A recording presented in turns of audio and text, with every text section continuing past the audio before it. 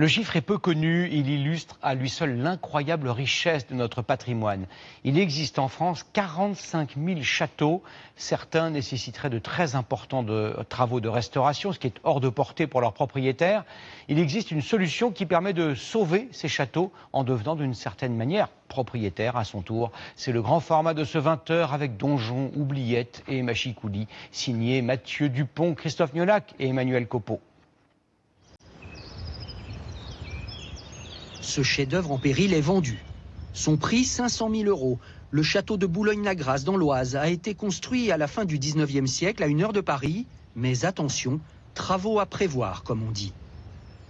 Il y avait une tour de 36 mètres de haut et on voyait jusqu'à 27 clochers.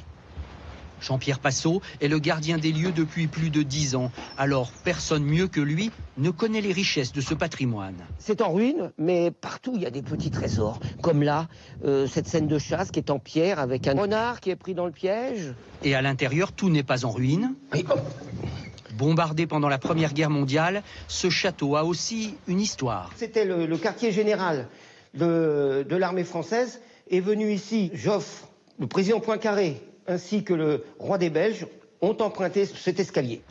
Tout pour séduire les amoureux d'histoire et de vieilles pierres. Le dortoir des poilus. Alors, pour sauver ce patrimoine, Romain, un jeune entrepreneur, a eu une idée. L'achat collectif sur Internet ou comment devenir co-châtelain à partir de 59 €. Résultat, sur sa plateforme, en quelques mois, plus de 5000 actionnaires de 54 pays ont répondu présent. C'est plus possible aujourd'hui pour l'État ou pour un particulier d'entretenir seul un monument d'une telle grandeur et d'une telle splendeur. Aujourd'hui, l'achat collectif de châteaux, c'est une des solutions les plus innovantes pour sauver des monuments. Grâce à Internet, des personnes du monde entier se sont mobilisées. Mais d'autres, comme Gilles, sont venus en voisin de Picardie. Écoutez, je prends des photos de ma maison, de mon château. Avec son épouse, ils ont investi 1 500 € avec toujours la même motivation. C'est forcément la sauvegarde du patrimoine. Je me dis que on peut pas laisser ça sans que le public le découvre. Il faut absolument, effectivement, le sauver, lui redonner son âme. La start-up en est à son 4e château sauvé depuis 2018. Le plus spectaculaire, celui de la Motte Chandonnier en Touraine. Plus de 20 000 co-châtelains ont racheté ce petit bijou. Ce jour-là, parmi eux, une trentaine de bénévoles sont venus de toute la France. Ils participent à ces chantiers qui ont lieu dans tous les châteaux. Alors là, vous allez avoir la partie accueil. Des petits travaux pour l'ouverture du parc au public. C'est comme chez vous, c'est tourne de la pelouse et puis et la guédée, bah oui, c'est à nous de le faire. Et on se rend compte que c'est toute une communauté, on n'est pas tout seul finalement. On travaille ensemble à préserver un patrimoine. C'est fatigant, mais très valorisant.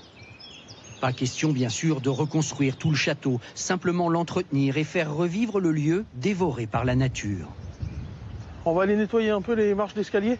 Clarisse est venue de Clermont-Ferrand 1 fois par mois. Elle ne rate aucun de ses rendez-vous. C'est de l'émotion, du bonheur. C'est le patrimoine français, donc oui, c'est chez nous, mais on le fait aussi pour les autres, en fait.